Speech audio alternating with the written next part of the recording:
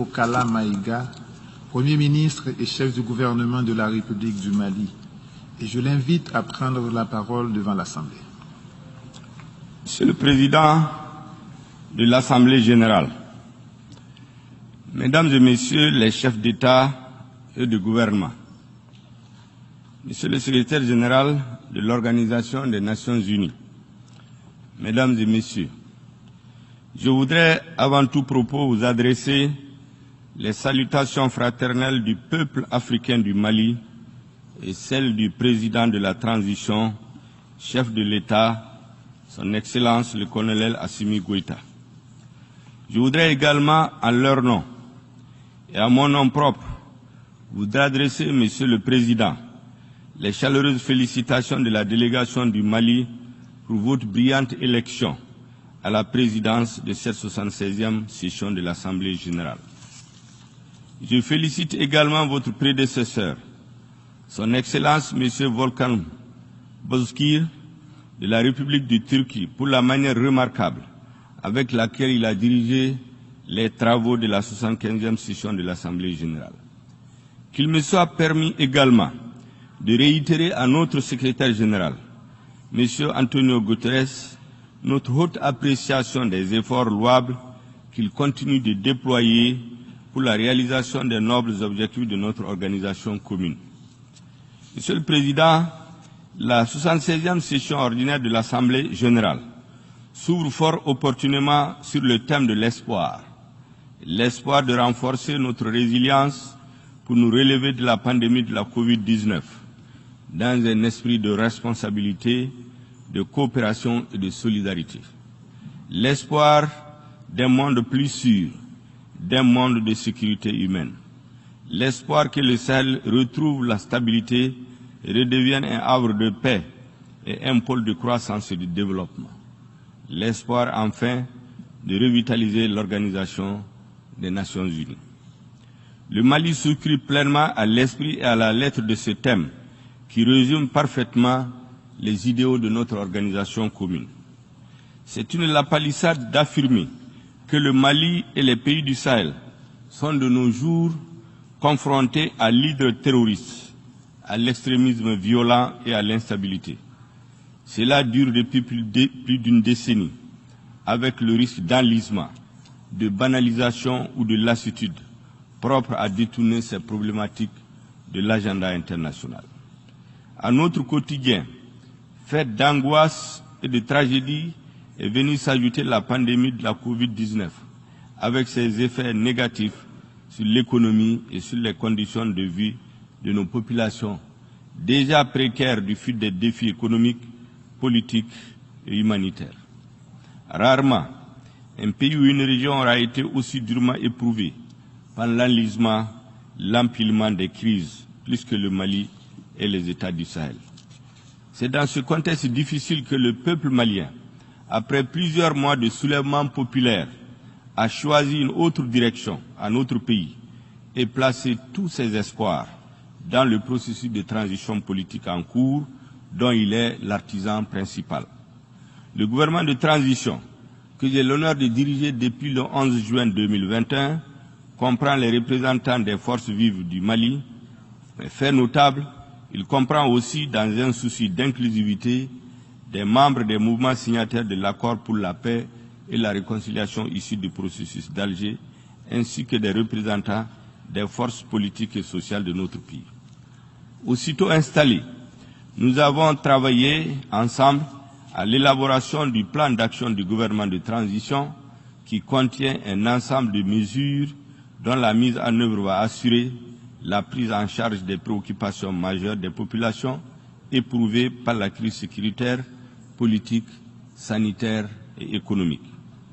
Ce plan d'action du gouvernement, adopté le 2 août 2021 par le Conseil national de transition, organe législatif transitoire, s'articule autour de 4 axes prioritaires. Il est assorti d'un chronogramme d'exécution et d'un budget prévisionnel. Le premier axe du plan d'action du gouvernement érige la sécurité au rang de priorité élevée. Il répond à l'aspiration profonde de notre peuple, à la paix, à la quiétude, au vivre ensemble, à la cohabitation pacifique, à la cohésion sociale.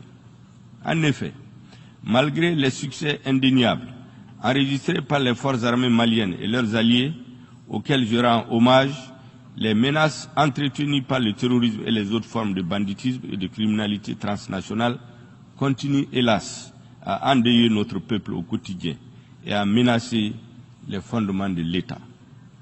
De mars 2012 à ce 25 septembre 2021, où je m'adresse à vous du haut de cette auguste tribune, la situation dans mon pays ne s'est guère améliorée, malgré le soutien international et la présence sur notre sol d'une opération de paix de l'ONU, la MINUSMA, et des forces internationales telles que l'opération française Barkhane, la force européenne Takuba et la force conjointe du G5 Sahel. La situation continue progressivement de se détériorer au point que des pans entiers du territoire national échappent au contrôle du gouvernement. Mes citoyens vivent sous l'emprise des groupes armés terroristes, dans le déni de leurs droits les plus élémentaires. Leur accès aux services de base demeure hypothétique en raison de la faible présence des services de l'État, consécutive à l'insécurité grandissante. La MINUSMA, dont je salue ici le courage et la contribution à la stabilisation du Mali, évolue dans cet environnement vulnérable avec ce que cela comporte comme menace sur elle. Face à cette situation préoccupante, le gouvernement est régulièrement et fortement interpellé par les populations maliennes, de plus en plus exigeantes vis-à-vis des pouvoirs publics et des partenaires internationaux. S'il est établi que l'un des droits fondamentaux des populations est le droit à la sécurité, la garantie de celle-ci, assurément, est l'élément de légitimation de l'État aux yeux des citoyens. Monsieur le Président, je fais ce rappel pour vous restituer l'exacte situation du calvaire qu'endurent les populations maliennes. Je le fais aussi pour nous convier tous ensemble à l'introspection afin de changer de paradigme en matière de sécurité au Sahel. Le Mali, comme vous le savez, accueille sur son territoire une opération de paix des Nations Unies et je voudrais à nouveau rendre un hommage appuyé à toutes ces femmes et à tous ces hommes qui travaillent sous la bannière de la MINUSMA dans des conditions difficiles, souvent périlleuses, pour préserver la paix et pour protéger les populations civiles. Je rappelle que notre organisation commune, l'ONU, a été bien avisée en 2013 lorsqu'elle a décidé de déployer fort opportunément la mission multidimensionnelle intégrée des Nations Unies pour la stabilisation du Mali, MINUSMA. La résolution 2100 du 25 avril 2013 établissant la MINUSMA avait considéré, je cite, que la situation au Mali constitue une menace pour la paix et la sécurité internationale et a décidé en conséquence d'agir en vertu du chapitre 7 de la Charte des Nations Unies. Dans son paragraphe 16, la résolution 2100 a fixé comme mandat initial à la MINUSMA, entre autres, je cite, d'appuyer les autorités de transition maliennes pour stabiliser la situation dans les principales agglomérations, en particulier dans le nord du pays, et, dans ce contexte, écarter les menaces et prendre activement des dispositions afin d'empêcher le retour d'éléments armés dans ces zones. La résolution 2164 du 25 juin 2014, qui a renouvelé pour la première fois le mandat de la MINUSMA pour un an, a souligné, je cite, que le terrorisme ne peut être vaincu qu'à la faveur d'une démarche suivie et globale, fondée sur la participation et la collaboration active de l'ensemble des États et organismes régionaux et internationaux, visant à contrer, affaiblir et isoler la menace terroriste. Fin de citation. En conséquence, le paragraphe 12 de la dite résolution autorisait la MINUSMA, je cite, à utiliser tous les moyens nécessaires pour accomplir son mandat dans les limites de ses capacités et dans ses zones de déploiement. Elle lui enjoint en particulier, au titre du paragraphe 13, je cite, d'étendre sa présence, notamment grâce à des patrouilles de longue portée, dans les limites de ses capacités, dans le nord du pays, au-delà des principales agglomérations et en particulier dans les zones où les civils sont en danger. Monsieur le Président, 8 ans après le déploiement de la MINUSMA, les extraits ci-dessus de la résolution 2100 de 2013 et de la résolution 2164 de 2014 sont d'une évidente et brûlante actualité. Les populations maliennes sont exacerbées aujourd'hui devant les tueries de masse, des villages rasés de la carte et d'innocents civils fauchés, dont les femmes et les nourrissants souvent brûlés vifs.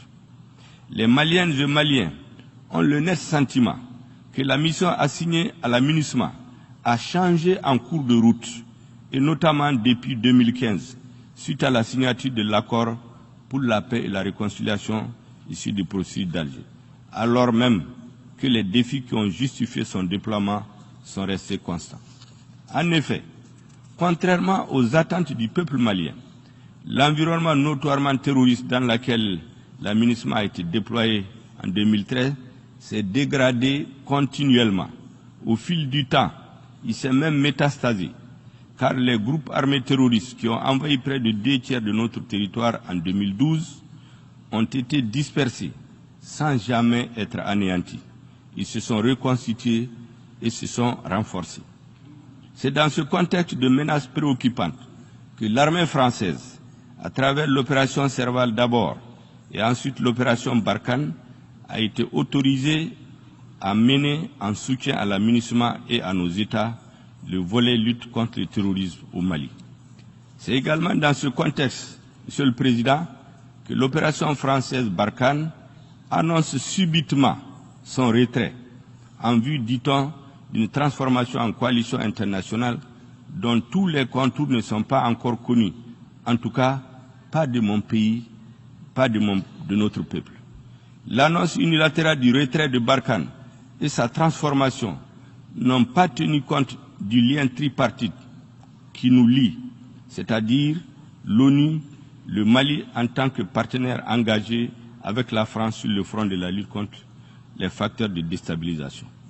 Le Mali regrette que le principe de consultation et de concertation, qui doit être la règle entre partenaires privilégiés, n'ait pas été observé en amont de la décision du gouvernement français.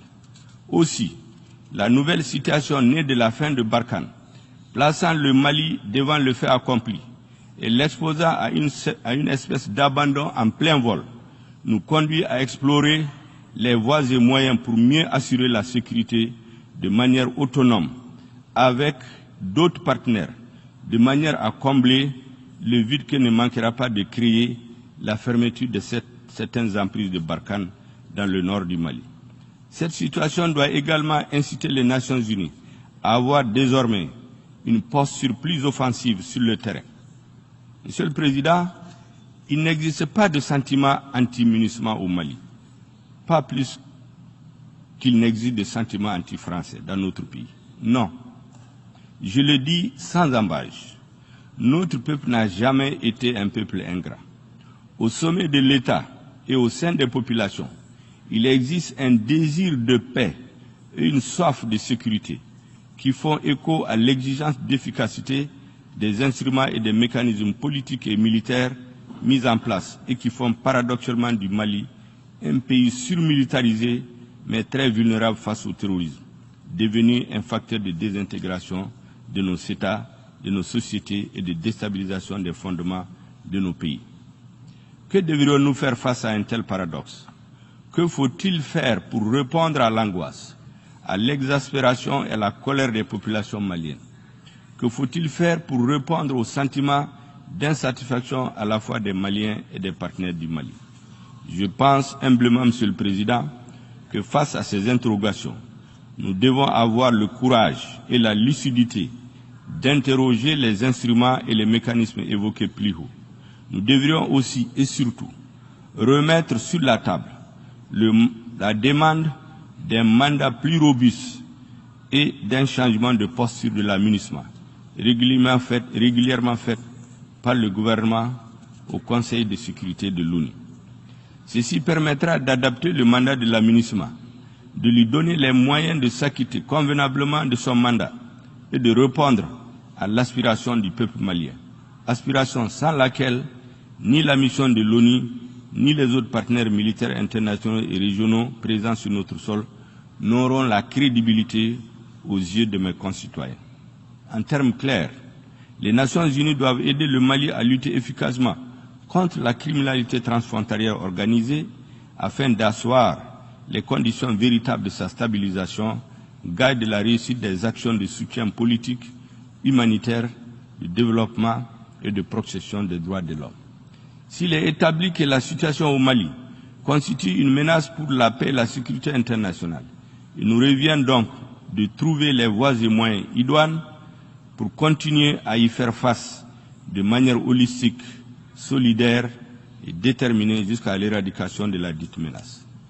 Monsieur le Président, dans la guerre sans merci qu'il mène contre le terrorisme, le gouvernement du Mali ne ménagera aucun effort pour remplir ses obligations internationales en termes de respect des droits de l'homme.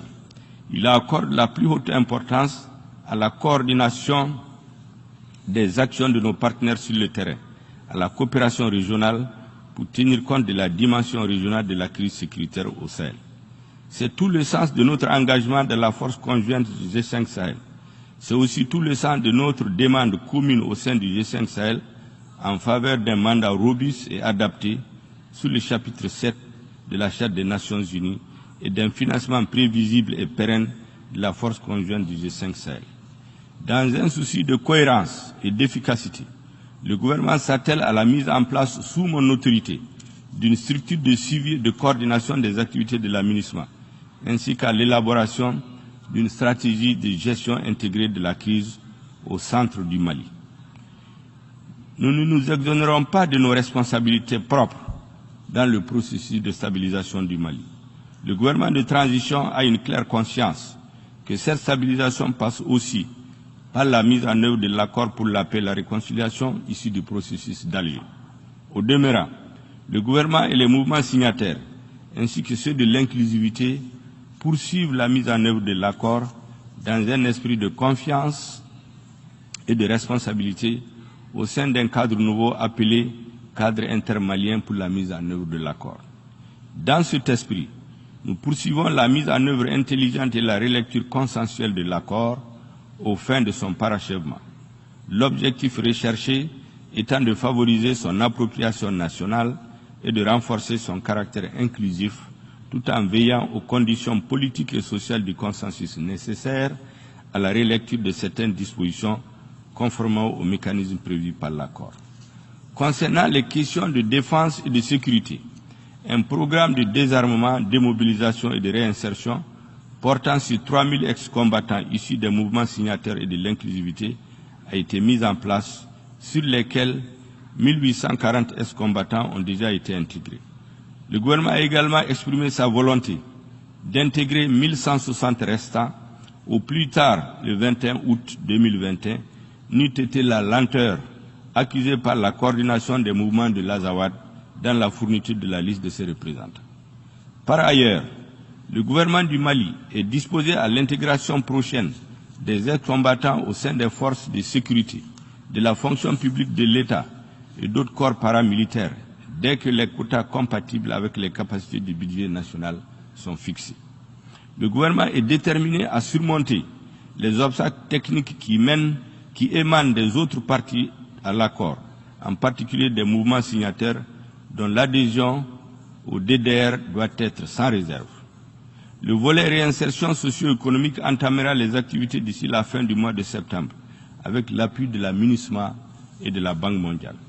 Je n'oublie pas ici la situation des réfugiés maliens dans les pays voisins et des personnes déplacées internes, qui reste une préoccupation majeure du gouvernement. Nous nous attellerons à créer, avec l'appui des partenaires bilatéraux et multilatéraux, les conditions idoines d'un retour de la sécurité et de la dignité de nos populations et à assurer leur participation aux prochaines élections.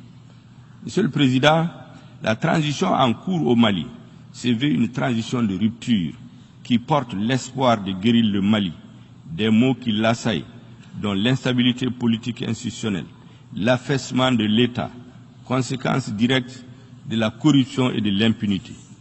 Pour réussir ce pari, notre pays a décidé de s'engager dans la voie des réformes qui constitue le deuxième axe du plan d'action du gouvernement.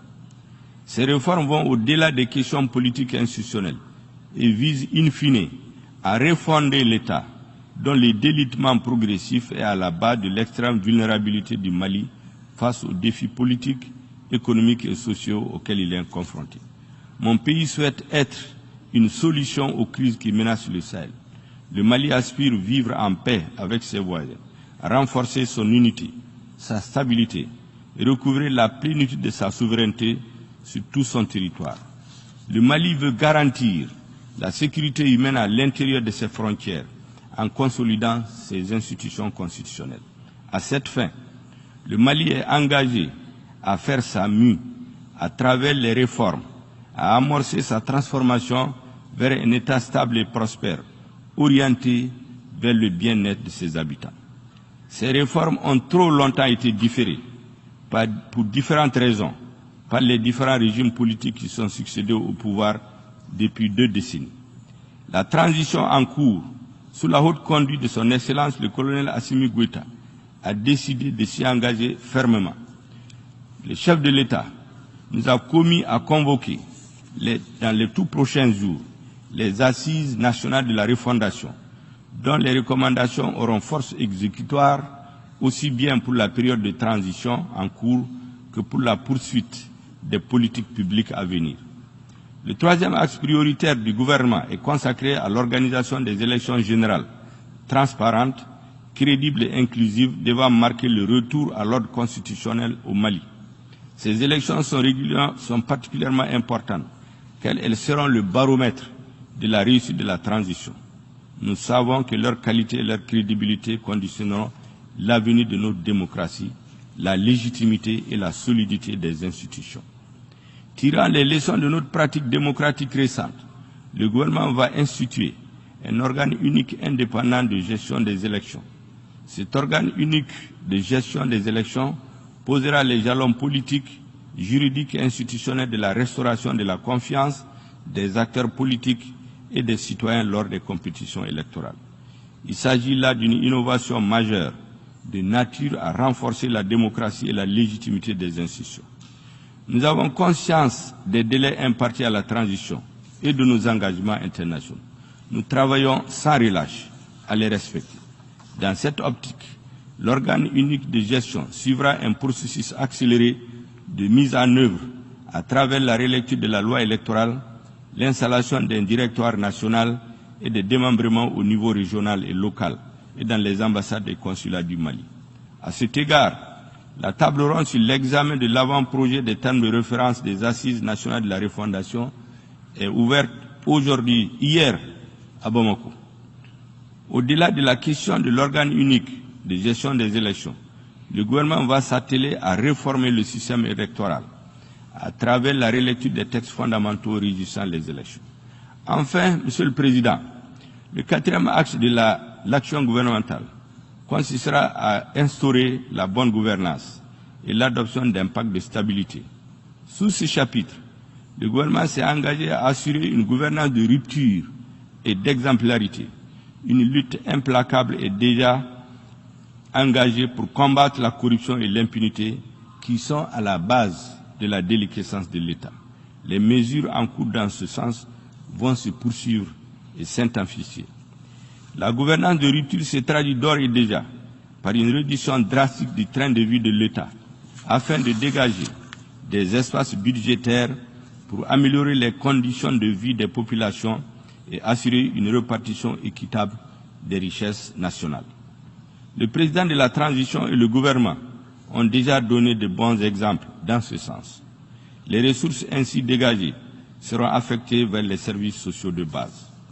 Pour plus de justice et d'équité entre les travailleurs, le gouvernement, après avoir procédé à l'harmonisation des grilles salariales au sein de la fonction publique, va initier dans les meilleurs délais une conférence sociale en concertation avec les partenaires sociaux et les acteurs du monde du travail.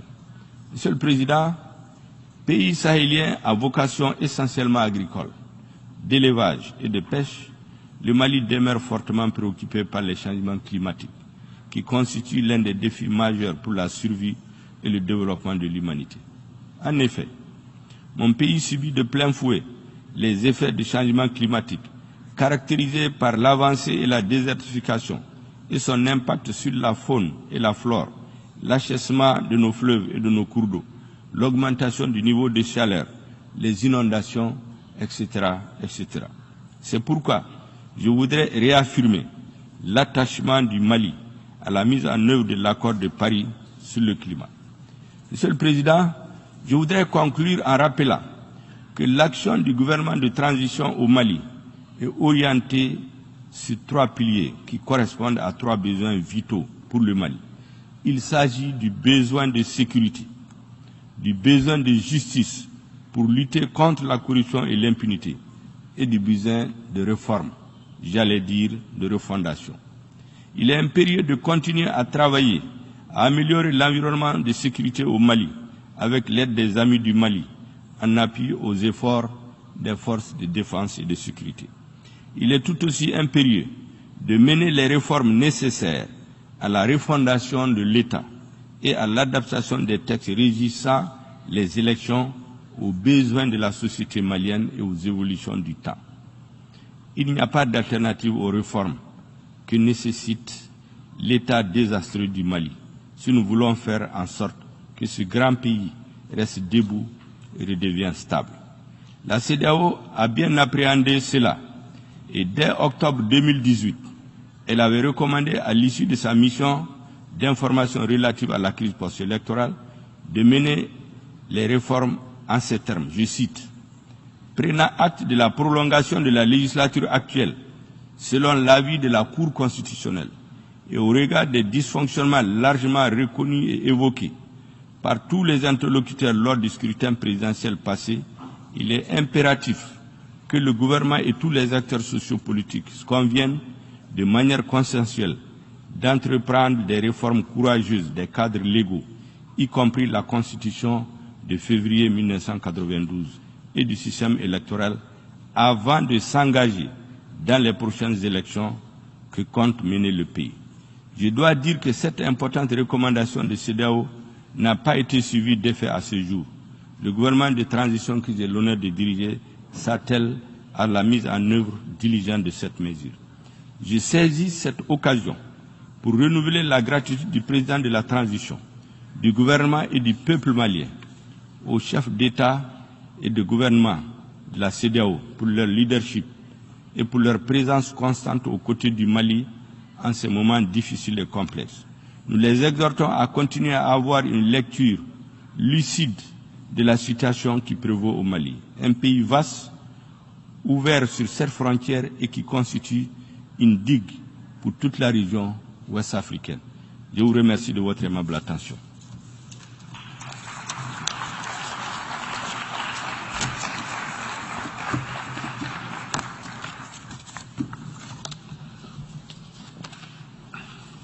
Au nom de l'Assemblée générale, je tiens à remercier le Premier ministre et chef du gouvernement de la République du Mali de la locution qu'il vient de prononcer. Et je prie le protocole de bien vouloir accompagner son Excellence.